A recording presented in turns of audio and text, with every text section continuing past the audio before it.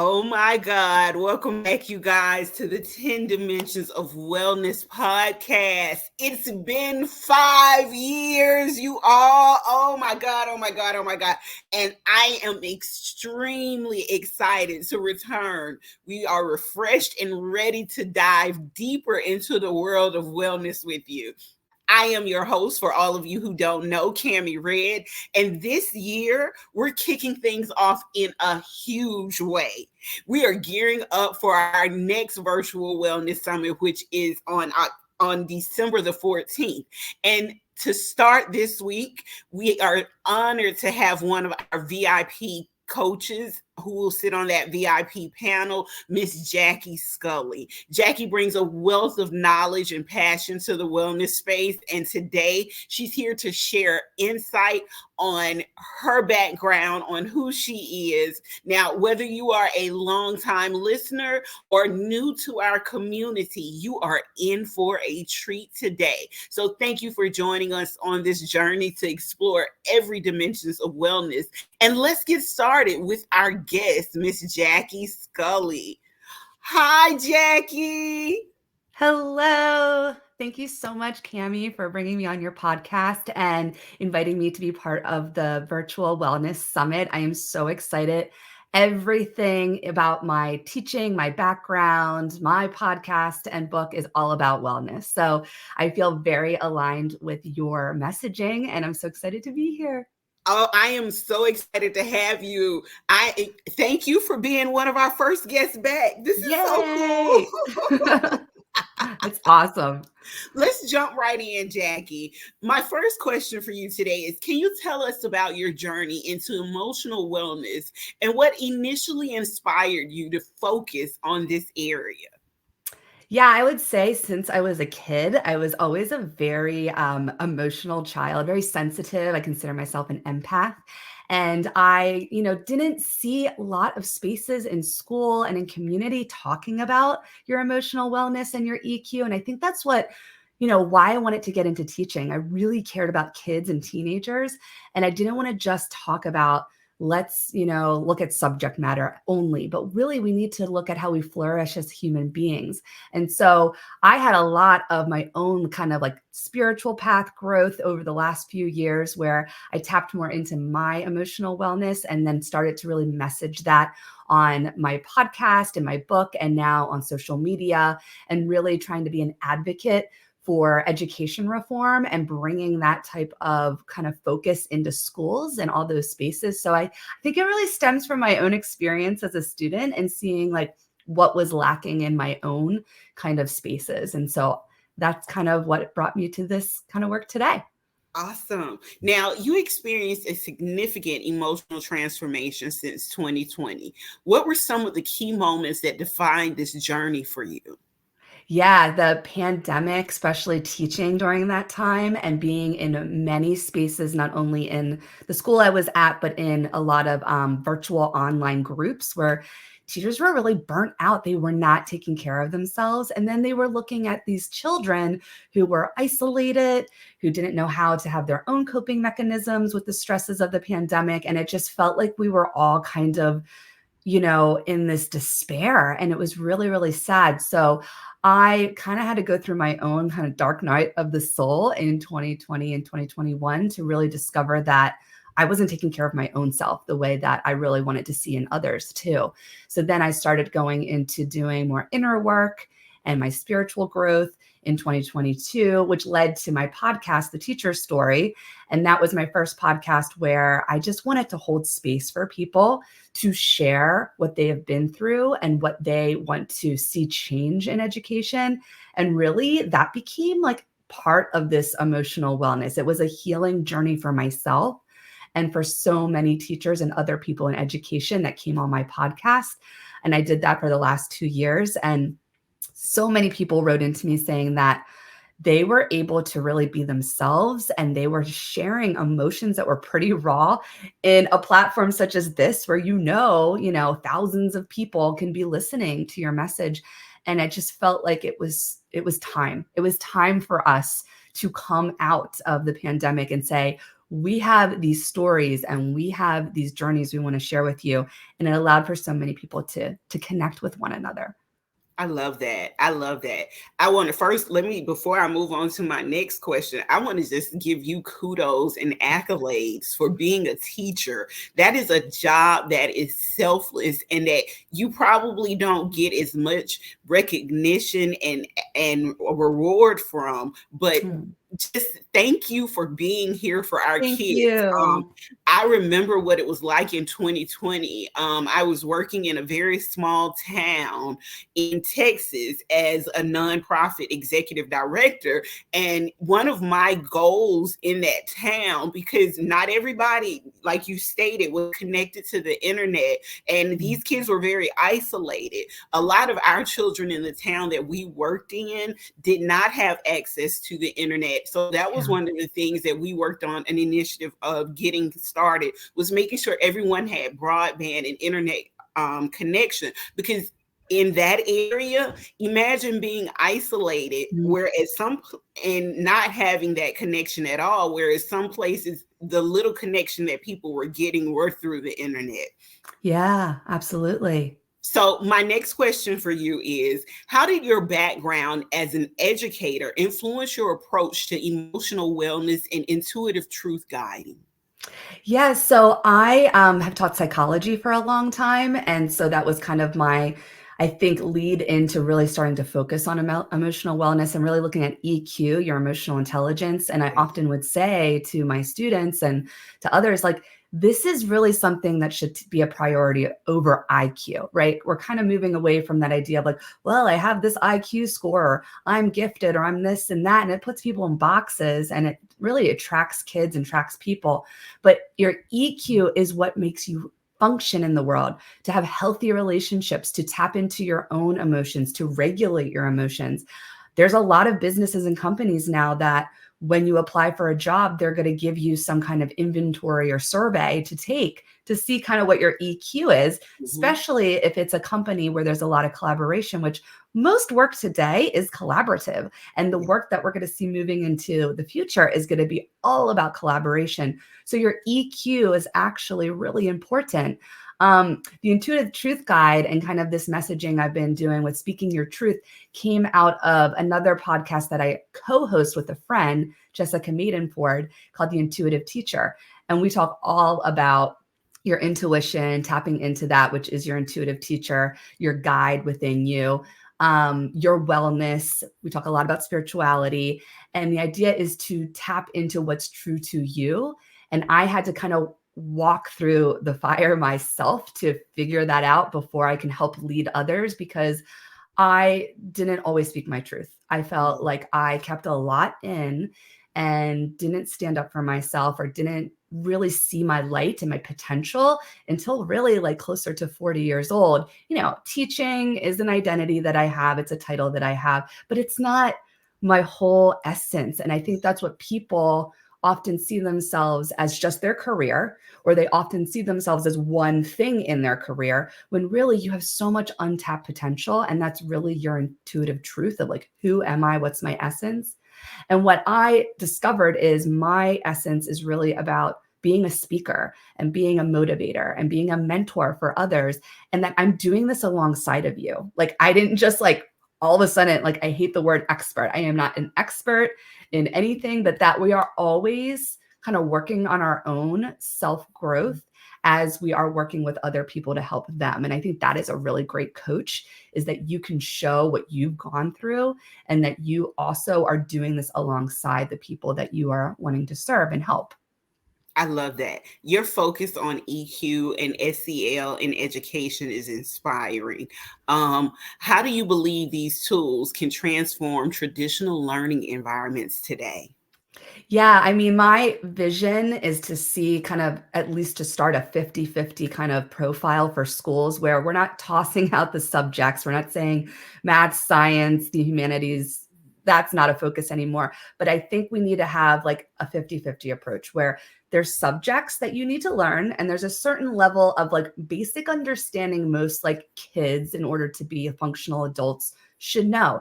But the other 50% should be on EQ and SEL, social emotional learning, because again, that's what's going to make you a flourishing human. It's actually going to help you in the workplace. It's going to help Yes. you if you want to have collaborations. Like, I think more and more people are becoming entrepreneurs. You're working with a bunch of different people in the coaching industry, and that is very entrepreneurial mindset.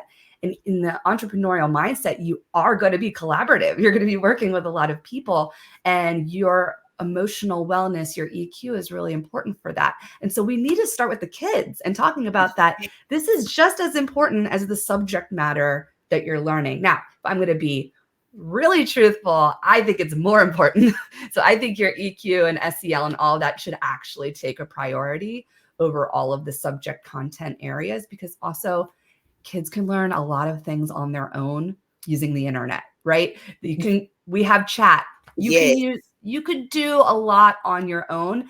And maybe part of what our job is in schools as facilitators is just to help them decipher, use discernment. How are you looking at sources? But then spending that time of, what does it mean to tap into your own self, your inner work that you want to do, to be conscious human being? What does it mean to have healthy relationships? And you know what? Conflict is part of that. Like, conflict's not a bad thing. It's Yes. how we channel the energy in the conflict. Like, when we have difficult conversations, that's meant for your growth.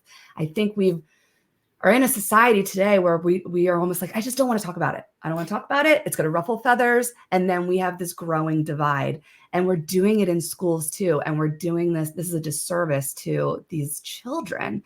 And so that's part of EQ as well. And SEL is actually having civil discourse and teaching them that having conflict and having difficult conversations is not a bad thing. It's an important part of your self-growth as an adult. Yeah, one of the things I was going to touch on when you were talking about that is the role that social media and the internet plays so heavily in these children's emotions and in their thinking all the way around. What are some of the most common barriers you see that people face when trying to improve their emotional wellness, and how would you suggest they overcome them?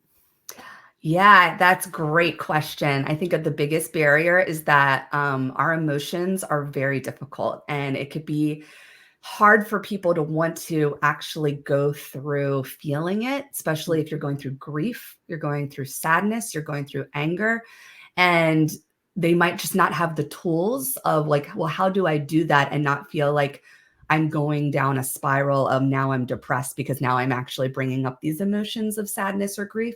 And so I think the best way to go about it is to find the tools that work for you. So some of the things I offer in some of the videos that I post on TikTok and Instagram and like LinkedIn is that you need to find a space in your life and a way to channel those emotions. So like for me, walking in nature, journaling, guided Yes. meditations. Because if you're like, I don't know how to sit in quiet meditation because all of these things in my brain are going to come through and then I don't know what to do with them. But maybe a guided meditation, a great app is called Insight Timer. I use it all the time. And you can find ones for very specific things. So if you're struggling with like anger, or you're struggling with grief, you can go and type in like a guided meditation on grief, right? And they can be short. They could be 10 minutes long. And it could help just start to move that energy. But I would say first, maybe just write down on, a document or a piece of paper, like, what are the things that I enjoy doing that help me move some of that energy so I don't get stuck in it? Because if you just get overwhelmed by the emotions that you're having and you don't do anything with it, then it's actually going to stay inside of you. Like that energy is going to stay stuck in you. And that's the whole like chakra system and all of that. Like when you have dis-ease in your body, that's Mhm. because you have like energy that's stuck and you actually can't do anything with Yes. it. It's going to cause physical ailments, right? And Yes, those, yeah, your body's always talking to you. So it when you have is. physical ailments, like, yes, it could be also from the food and the drinks and the other things in our environment. But a lot of times too, it's tied to your emotions that you're like holding somewhere in that chakra system. And you Yes. just have to find a way to move it. And the more you do that and practice it, like I have found, it moves quicker and quicker each time, right? Like you're building a muscle. Like your emotional wellness, your EQ is like a muscle, just like when you're Yep. working out. Yep. And then that way it's going to get easier, and you're going to move something that's really an uncomfortable feeling much faster the next time. And you're like, oh, I could do this. This isn't that difficult. Yeah. Yes. As a nutritionist, one of the things that Mm. I actually teach on is emotional eating. And I Mm. actually have a product, a journal that comes with one of my programs. It's 30 pounds in 30 days. But I include the journal because what I've learned is emotional eating is a part of everyone's life, and your emotional wellness actually affects the way you eat. It affects the way you think. It affects everything. So it's important to get out those emotions to figure out why you crave certain things, why you Mm. focus on eating certain things. So just like you said, it's all interconnected. Our Mhm. emotional wellness is connected to our physical wellness. It's connected to our mental wellness. It's connected to everything. Yes, absolutely. I love that connection too. And yeah, journaling alongside working on like a new like diet program is Mhm. perfect, because you have to think about, why am I going towards this certain food, or what is it Yep, doing for me emotionally? And then you can actually process that. absolutely. In your book, The Guided Teacher, you discuss your healing journey. Can you share a key lesson from your book that resonated deeply, that will resonate deeply with our readers or with readers? Sure. The guided teacher, which sounds like it would be, well, it's kind of, it sits in two camps. It can definitely be just for teachers and about education, but it's also very spiritual and again about my healing journey. And I talk about my journey from being a child to entering the school system as a student and how that transformed me into wanting to be a teacher. But really, the healing part is kind of in the last part of the book. And it started with this sense of community, that you can't do this work on your own. And that's why I love this wellness summit and being a part of it, because it's all about community and the Yes. spaces that I've created, like with my podcast. And then on LinkedIn, I co-founded a group called the Teacher Circle, which is all about community and supporting each other. And the idea is that everyone that has helped me is part of that healing with me. Like not done this by myself. I've had friends who reach out, who give me tools, like someone told me about Insight Timer, someone told me about guided meditations. Like I didn't Mhm. have all of this, in my tool belt. And I didn't really have any of this in my tool belt until, again, like almost like 40 years old. So I write a lot about community. I give a lot of, I give my flowers to my community and the people that have impacted me in my book. And then I talk about this also with bringing this back to kids and to schools and other spaces, like your family home life. How do we build a sense of community and tap into that gratitude for the people in our life and what they do for you? Because when you have gratitude, that also is part of your emotional wellness. Yes. You really can tap into that sense of love for your people in your life and for community, and that you don't feel like you're in despair. Because when we're depressed, and I've gone through depression many times in my life, you feel like you're alone.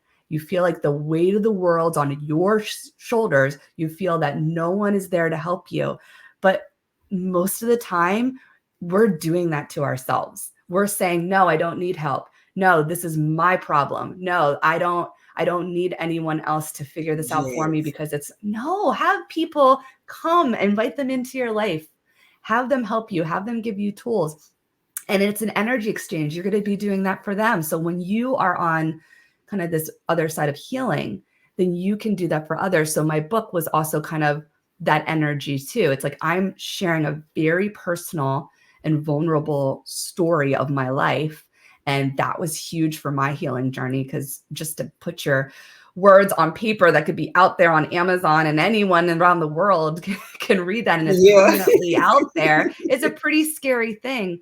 But that was kind of my, now that I've been working on that healing, my energy to others. And I've had many people write to me that so many different areas of the story touch them in some way, like, oh, I lost a friend in this way, or, oh, I remember feeling like this when I was in school, or like, oh, I remember, needing to call on community and didn't realize I had that until I was like, oh, wait, these people are coming into my life for a reason. So we can all do that for each other. And it is perfectly okay and really, really good to say, I need help. Can you help me? Your people will show up for you and they will help you. So that was like a huge part of the book in writing it. And then also within like the words in the book too. Okay. Now, one of the things you have touched on and talked about so much, and you also stated in your book, is the importance of community and emotional wellness. Now, I'd love for you to go a little bit in depth and tell people how they can build a supportive community that fosters their emotional growth. Yeah, so there's tons of resources and different groups online. If you're like, I don't really have physical community, a lot of my community that I kind of came into was online. So I mean, the pandemic was part of that as well. But now I'm trying to foster more like in-person community. I'm like, I really miss like people and seeing Yeah. people in person and really trying to get out in my local community. But LinkedIn was a huge part of it. And you would never think that. I never used LinkedIn the way that I use it now. I was always like, do I really want to go into these online spaces? And I just thought it was there to post resumes. And it really was, I started to see a lot of positive feedback from people. Like when you post something and share something that's very authentic to you, a message that you're giving, people will respond to that. They really respond to authenticity. So I would say find these different spaces. It could be Facebook, it could be Instagram. What you also put out onto the internet and into these social media spaces is what you're going to receive. So if you're Right. searching for a bunch of stuff on like Instagram or social media and you don't like it, don't follow those people or those groups. So like most of the things that I spend my time kind of engaging with is people who talk about wellness, people who Mm-hmm. talk about self-growth, people who are talking about mentorship. So things that are helping to foster and, you know, create more of my own emotional wellness. That's what you cultivate online. So there's a ton of virtual spaces and groups that you can find, whether that's again, LinkedIn, Facebook, Instagram, TikTok. I just got on TikTok and I was like, well, I am not going there for the longest time because I thought it was just going to be like just bonkers.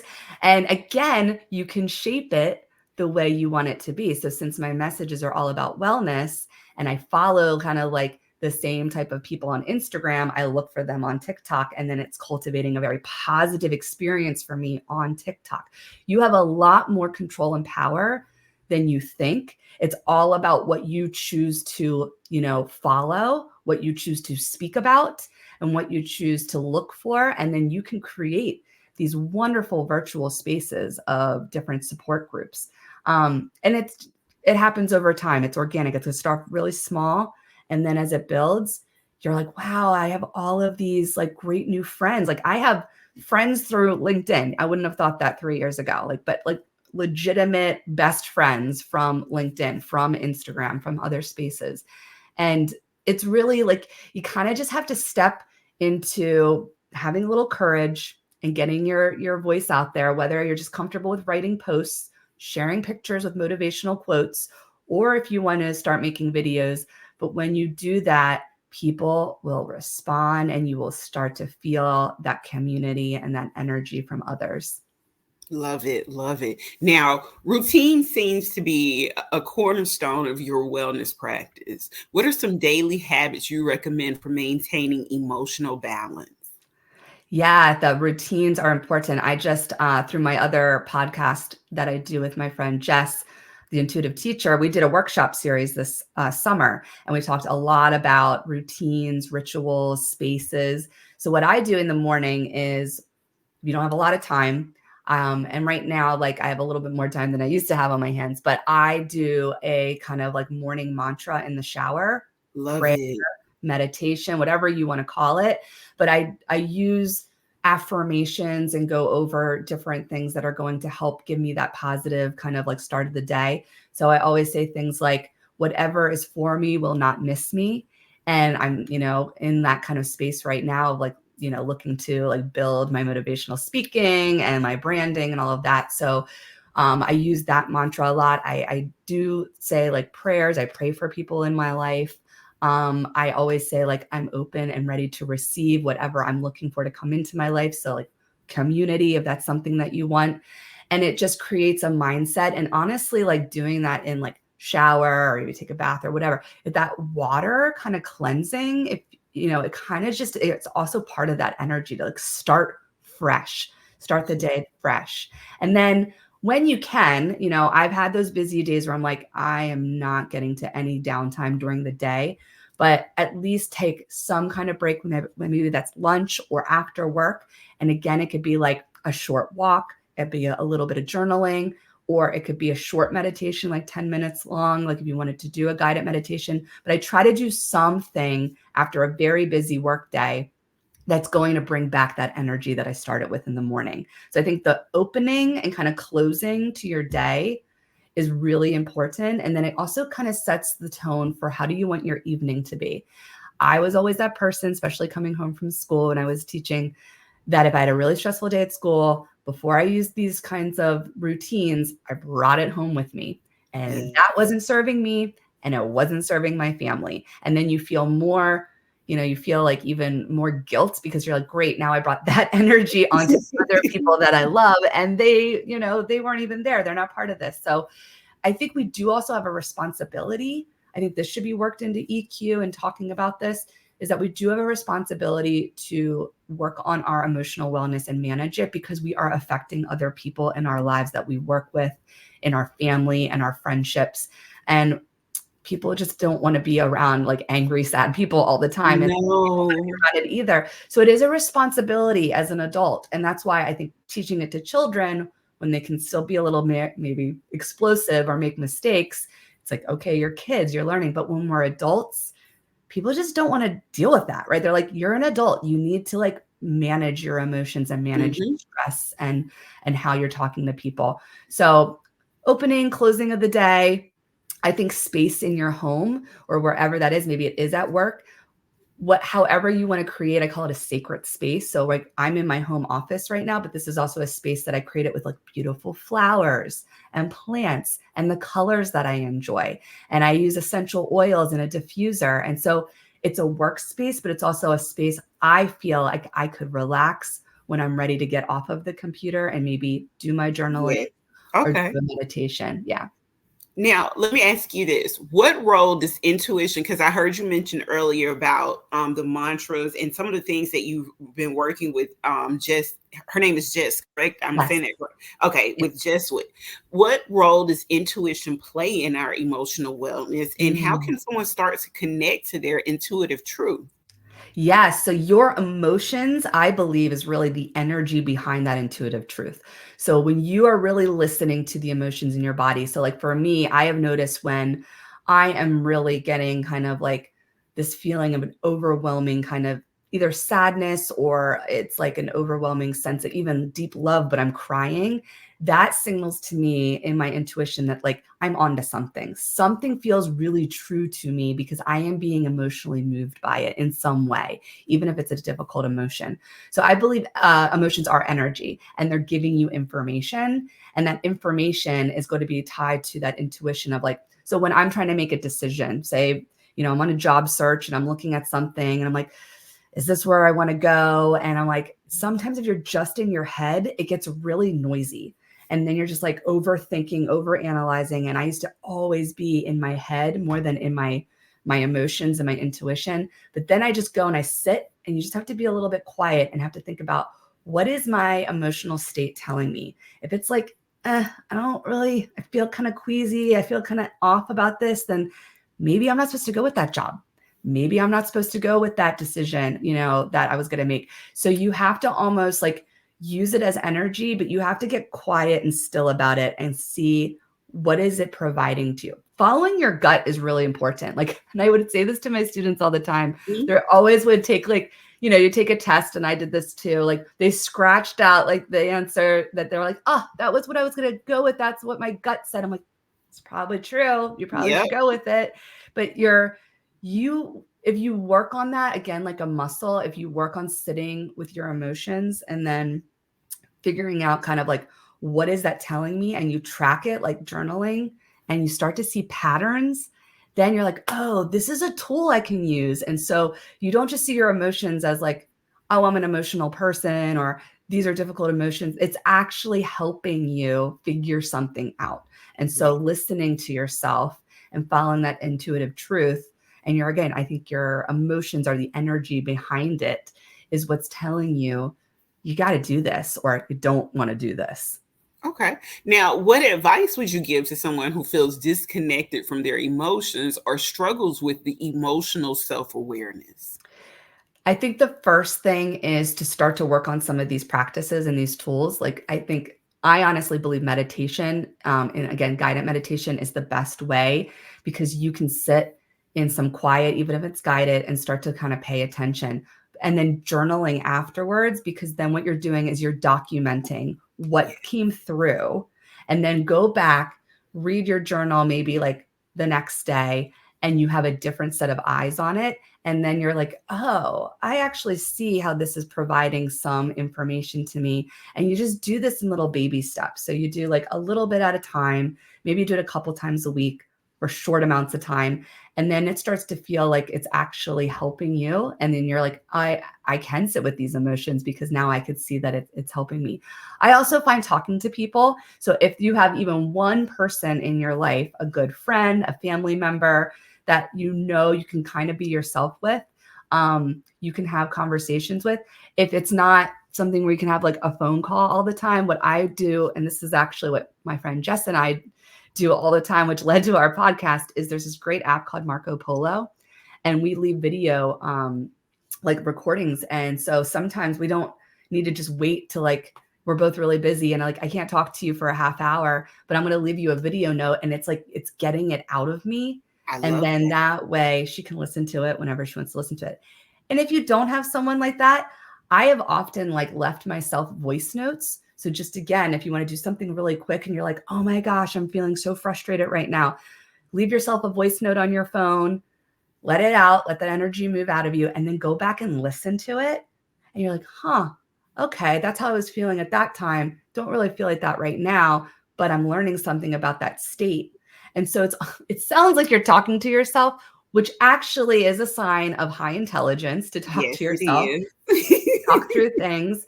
But you can also do that with, like, if you want to leave yourself a voice note, if you're not someone who's like, oh my gosh, I've so much that's coming through me and I don't want to write all this stuff down, or I don't have that person that I want to talk to. But those are, I think, kind of like three different ways that you can start to move energies, like the guided meditation and journaling.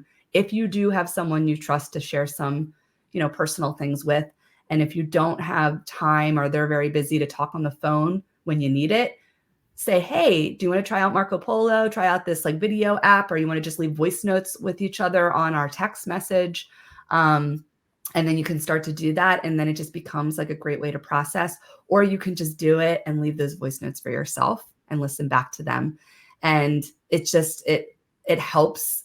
And you have practice, over time, you're like, oh, this is actually working. And so then you actually want to have those emotional kind of like Mhm. energy moving and clearing.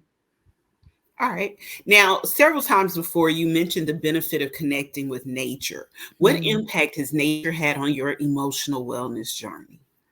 Yeah, walking in nature, I think it's the oxygen you're getting from trees, the fresh air, listening to like the wind or the birds, maybe seeing like an animal, like squirrels or whatever animals you have in your area. I think it allows you to start to relax your nervous system and start to just like take deep breaths and feeling like you're just taking a break. But then you start to notice small things. And whenever I notice small things in nature, wherever my brain was before with all the clutter, it starts to just kind of quiet. And then I'm like, oh, wow, look at that beautiful like bird that just landed on that tree. Or like, look at those flowers on that tree. Right. And it kind of, it's not distracting in a bad way, but it does distract you from like that over analyzing and thinking.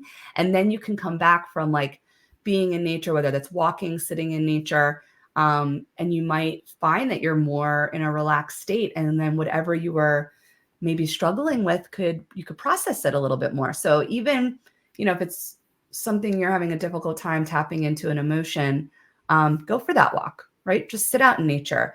They call this often in the spiritual world grounding, putting your bare feet in the grass, in the Yes. soil. That is actually also energy because you're getting energy from the earth. And, the earth is a living, breathing, you know, piece of life. So Yes, that's it giving you is. energy as well. Whenever I put my feet in the grass, it always reminds me of when I was a little kid. When you're like a little kid, you're always like running around with no shoes on, right? So Yes. it's like, and little kids are just, they're vibrant and they're bubbly and they're happy. And like, cause a lot of times they're doing, things where they're in nature and they're enjoying it. And so, yeah, I do find it very healing, but it's fresh air. It's just, again, listening and paying attention to something else than what's just all going on in your brain at the time. I get it. I practice grounding and spending a lot of time in nature the same way you just stated.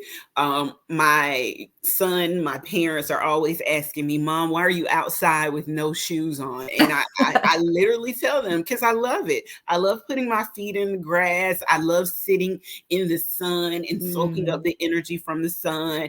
I love just being outside and relaxing my mind, sitting in yeah. stillness for a few moments. So Yes. I get it. I understand it. Now, let me ask you this. How do you see the relationship between emotional wellness and what you just mentioned about spiritual wellness or spiritual growth?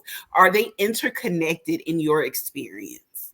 Yeah, I think they are. I mean, at least from my own personal experience, because when you are going through some heavy emotions and you are actually taking the time to work through them, I think you are growing spiritually because you are becoming more self-aware and you are then able to see your interconnectedness with other people. Because when Yes, you're more self aware, I think then you're more aware of other things in your life. And part of that, again, is gratitude. I think gratitude's a big part of spirituality. Just being grateful to be alive, being grateful for anybody or anything in your life that is giving you love and joy, even when things are really, really rough. There is always something I think you can lean into that you can be grateful for. I remember during COVID, especially in the lockdown. And it was terrifying, and you're watching everything on the news and what people were struggling with. Like just taking deep breaths when I was able to, I was like, I am so grateful for these deep breaths that I can take. Like you don't ever really think about that, but you're like mhm. seeing people, struggling to breathe and, dying in hospitals. And you're like, oh my gosh, like I'm breathing and I can take these deep breaths and feel my health. So I do think when we're tapping into those emotions and we're self-aware and then we're aware of other things, we have gratitude, and that's part of your spiritual growth. And spirituality can be just the sense of being connected. I don't think you have to believe in like God or source or universe. There's lots of different names people call it, but I think ultimately you feel connected. Like you feel connected to people and the world, to something bigger than just you. And when you do that, then it's actually easier to go back and deal with your emotions. So I think it's cyclical. It's kind of like they feed each other. Yes, So you're like, oh, now I feel this interconnectedness with nature, with people. I appreciate them. I appreciate that I can breathe. Oh, so when I'm really struggling with a rough emotion, that's still valid, but now I can go and see like, okay, there's something bigger than just like this one thing that's really difficult that I'm yes. struggling with. Yeah. Yeah. Okay, so your curriculum, Connected Consciousness, focuses on holistic education. Can you describe what holistic education means and its benefits? Yeah.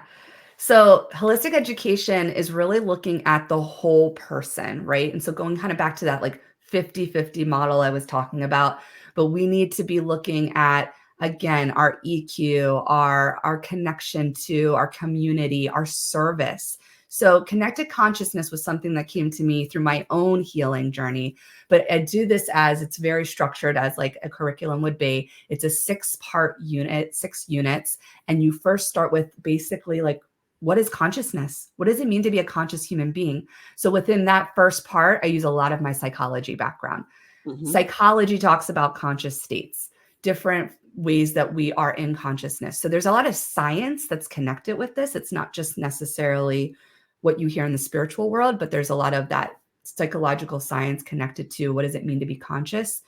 And then you go into, what is it that I have internally in me that I see as my light? What are my strengths? And there's some great tools out there that you can use called like Strengths Finder Survey, where then like kids and even people like in the corporate world and different industries, like I think it's important to start with what you know is your strength and not your deficit. We live in a world where the first thing we go to is, what am I not good at? Like that's not going to help you or anyone Mhm. else. Doesn't mean that we have narcissism and we think we're perfect and we have nothing to work on. But I think we need to start with like, what do we do well? Like, what is something that I see as a strength that I can then provide to my community? So, like, if I was a little girl and I had a survey like this, I would have been like, I love to talk to people. I love Yes. to make friends. I love design. Like, I love to design spaces. Like, I love to, go and walk in nature. And so you just start to find the things that are your joy, and they're usually linked with your strengths. And then from there, you build in your relationships with people. How do we build relationships with people? When there's people that you're working with, school and workplace, that you're like, our personalities don't really get along, but how can we find a way to have some common ground to work together? Because I believe anyone could work with anybody. You just have to find that common ground. And then take it from there. What is now my strength, my light? And now I'm building relationships with people. How do I collaborate and then bring that into the world as a service, right? You could have even kids in school starting to build their own businesses, starting to make their own nonprofits, and they can do it. And they're tapping into this more and more on social media. So we should be doing this also in Yes, we schools. should. I was going to Yes. ask you, is this curriculum that you developed just for adults, or is this something that you're actually trying to get into the school system? Because listening to you talk Yeah. about it, this seems like something they should be doing with young kids and continue to do over time throughout elementary school, Yeah. middle school, and high school. These are actual ways to tap into someone's potential out here. Mhm. It's not just, and I know you focus on a lot on in emotional wellness, but this could actually give Mhm. kids insight to what they're good at and what they should be doing in life. That's really awesome. Yeah, and it could be like, start with the schools, and then you bring also this to the workplace. Like, I think Yes, you have to have a system of holistic education, holistic workplace, right? What does it mean to also have like a holistic family and lifestyle? Because yes. the old kind of era energy was like, we have our jobs, we work, we bring home money, we pay bills. Well, that's not actually living holistically. Like, part of the Mm-mm. family should also be talking about like nutrition. How are we feeding our bodies well? How are we having, work-life balance? How are we doing things for our How emotional wellness? Like, how I was just going to say, how are we yeah, balancing our emotions? That should be a yeah, topic that families discuss often. But another place where this yeah. curriculum could also be used is in places of worship, spiritual places of Mm, worship.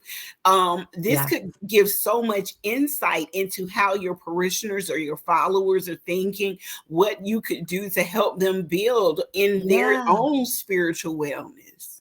I think so too. And I think that's a great idea, because I didn't even think about like places of worship, because I think something we also, of course, see in the world with division is religion, right? Yes, yes. There's a lot of polarity with religion, but there are also so many commonalities. And if you took like a curriculum like this and put it in a temple, put it in a synagogue, put it in Put a it in a church, church. Yeah. put it in, a spiritual center, and people are working on this to make themselves better people, then they could see the commonality. Like, Yes. I believe that the common goal is we all just want to do well in life for ourselves and then give to others, right? That is true. And that That is is true. part of almost any religion that you look at, is the same thing, is like, take care of yourself and then take care of others.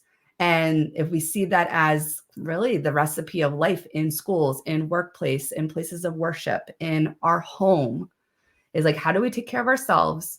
Then how do we take care of others? And that's really it. And so you could definitely extend it to a lot of workplaces, but I think we do need to look at the way we do life in a more of a holistic way, and not just so transactional. Like, I do a job, I get money, I pay bills, and then I go and, I mean, that's very old, industrial revolution, like 20th century, even like 1800s, kind of way of thinking, or 2024.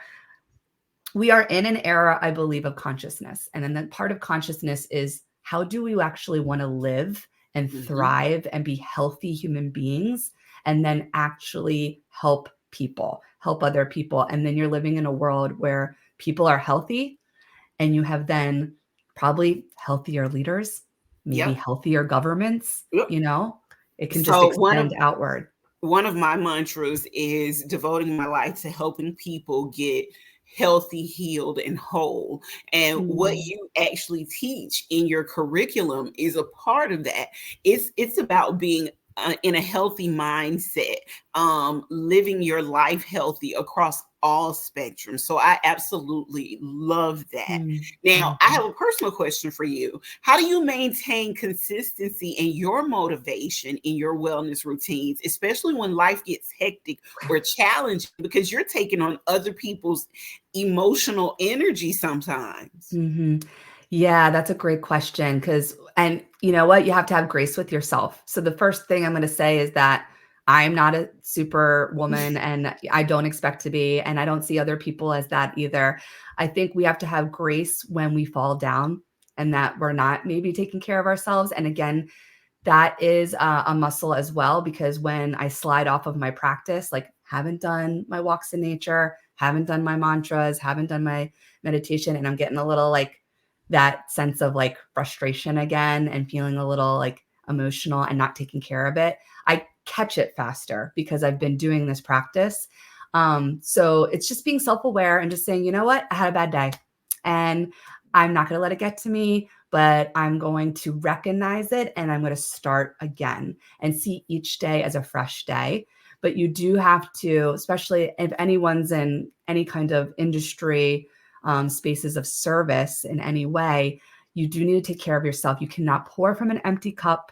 You can't also, you're not really that credible if you are talking about wellness and you're not taking care of yourself. So you Thank have to walk you. the walk. You have to Yes, do it. But that it's is one of the okay. things.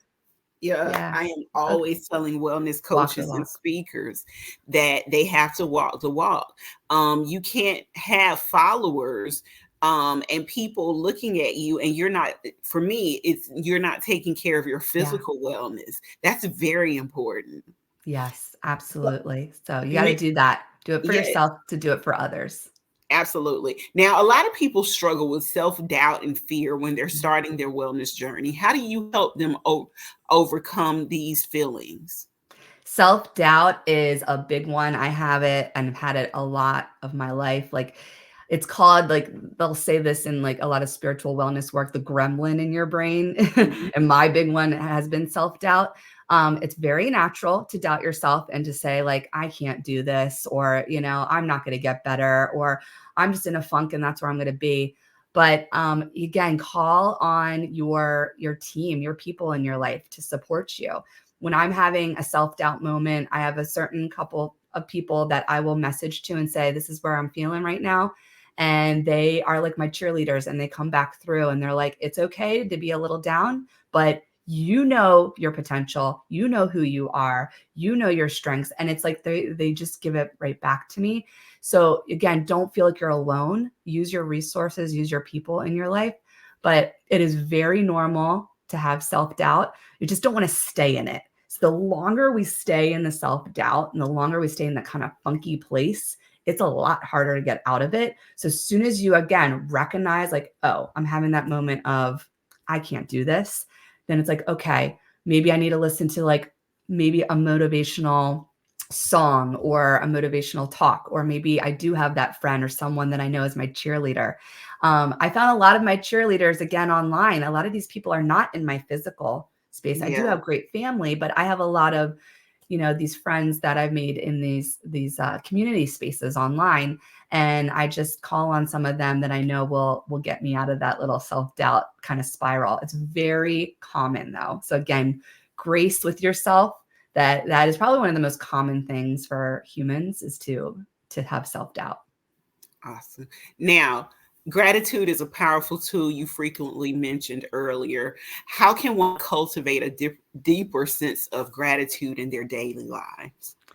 Yeah, I think journaling a gratitude like list. So I start off with my like daily journaling. I try to do it in the morning because then again you're starting the day with that. If Mhm. you don't have time for writing, again, maybe going through it like a prayer or a mantra while you're taking a shower, but just go through even like the top 5 things you're grateful for and try to switch it up. So don't have necessarily every day be the same 5 because then, Yes, I mean, there you could still have those things you're grateful for, but it allows you to expand what you're grateful for. So even if absolutely. it's like, I can breathe deeply today, whenever it's like the flu season and everyone's getting sick, and believe me, being in schools for a long time, had a lot of sickness. So whenever I'm like, I actually don't feel sick today. I could breathe well. My sinuses are great. I'm going to be grateful for that, right? I'm grateful for my delicious cup of coffee that I have. I'm grateful that I can go to the grocery store and buy the food that I can make for breakfast. I'm grateful even if you're having a stressful time at your job. I'm grateful that I have a job and I have a paycheck coming in. So, it's reframing it, and if you do that daily, it really does stay with you. It doesn't mean you're not going to have your moments, but it does stay with you and you tend to be more positive over time.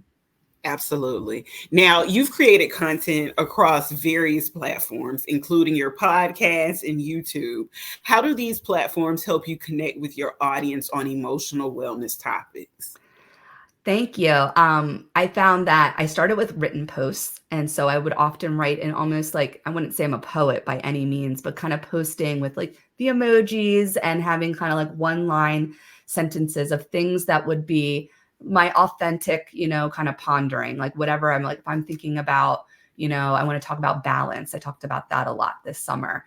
And then I usually have like a picture that represents that. But now I've started to get into videos. I find videos really connect with people because Yes. they can see you being like you. You're very human. You're showing your voice. You're showing kind of like who you really are. And so I've been making these like little walking videos in nature because I'm also showing this is what I do to process my emotions. So not only am I giving you messages, like I don't just do it on like a Zoom background, but I'm like, this is what I'm actually doing it right now. So I'm giving you a message, but I'm also telling you about the process that I do to get to that better place of my emotional wellness. So I found that to be really helpful. The communities that like I have on LinkedIn, I try to be consistent. So being like a consistent with my posts. I have the group that I co-found with my friend Hope, the Teacher Circle. We try to be consistent with posting and really sharing a variety of different things we want to support like teachers and education. So we'll post articles. I often post about wellness. We have wellness Wednesdays, so I'll often post things that teachers can do for themselves, but also they can help with their students in the classroom. So I think just consistency, whether that's once a week, a couple times a week, but being again authentic and not making it so regimented in the sense that like I'm going to post this day, this day, this day, and I'm going to have it planned out. And this is what, and sometimes people need to do that with their schedule. But I think when you have something that comes to you and you're like, ooh, I want to share this, just do it. Just go out and share it. Yes. And people will know that you're being authentic and they're going to resonate with that. And then when people comment, as much as possible, I know we all get busy, but give the love back, right? Keep that momentum going. And that's how you also build that community, right? People want to see that you're responding to them and that you're reading their comments. But there's lots of ways that you can engage online. I love YouTube. And now I'm really getting into TikTok. And Instagram's great with also like I follow everything on my Instagram is like wellness and spirituality. So it's like I go on there and it's just positive. It just feels good. It feels like a feel good. Yes. So I don't feel like I'm scrolling and just looking at a bunch of, stuff that's like rotting my brain. Absolutely. Now, we're going to wrap this up, you guys. Jackie, what's your final message or piece of advice that you would like to leave with our listeners who are looking to improve their emotional wellness? Um, I would say that we're all a work in progress. No one is perfect, and that is not what we're trying to aim to be. We're just trying to be healthier each and every day. And so I just always say, like, take one little baby step, try one little thing out. So if you can take something away from this message today and you're like, you know what? I haven't been out in nature in a while. I think I'm just going to go for a walk today. That's your one thing. So I think everything in baby steps makes it manageable. And we all can do this. We all can be more healthy, and we can tap into our emotions, and we can have that emotional wellness. And I believe that we're all doing this together. So use your community. And thank you, everyone, for listening to my message today. Thank you, Cami, for having me on here. And I'm so excited for the Wellness Summit on December 14th. Jackie, tell people how they can find you online. Sure. You can find me on LinkedIn. There, I'm Jackie Scully, MED. You can find me on Instagram, and that's jackie.c.scully. There's a lot of Jackie Scullys in the world, so you'll see I use my middle initial I'm going to put often. all of this in the Yeah. description of the program as well. So you guys go out, and if you are not, you should join Facebook and join our group, the 10 Dimensions of Wellness, Yes. because Jackie is in there as well. And Jackie, I'm going to invite you to post some of those mantras you were talking about that you do in the shower in the group, so people can go ahead and start practicing that in advance. Absolutely. I love the fact that you said while you're in the shower, you're cleansing your body, you're cleansing your spirit, and you're also cleansing your mind. Yeah. That was so cool. So I'm going to invite you to post that in the group so that people can start utilizing some of the materials and some of the lessons that you taught us today. Thank you so much. I'd love to do that. It's awesome. Awesome. So much. All right. So you guys, thank you so much for joining us for another episode of the 10 Dimensions of Wellness. I cannot express how grateful I am that you all are here. This wraps up today's episode.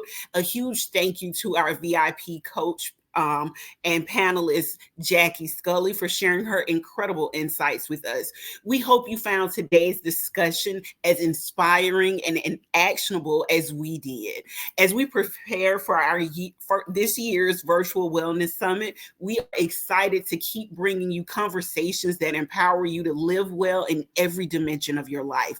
Don't forget to subscribe, leave a review, and share this podcast with others who are on their wellness journey as well. Stay connected with us on social media and visit our website for more details about the summit and how you can participate. It's going across the bottom of the screen. Until next time, remember, wellness isn't just a destination, it's a journey, and we're honored to be on it with you. Thank you for listening, and take care.